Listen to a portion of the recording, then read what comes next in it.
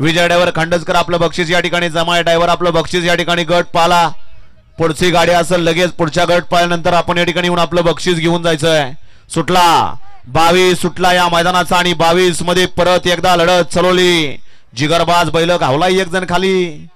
सुंदर अशा बाकीच्या गाड्या पळतात गाड्यावर लक्ष द्या 7 गाड्यांमध्ये लढत चालू आहे त्यातला तिसरा सुद्धा बाद झाला आता आड्याल 6 जण आड्याल इकडे 1 नंबरवरनं गाडी पळतीये अतिशय सुंदर आणि कडन बाजी आणि खिंड लढवून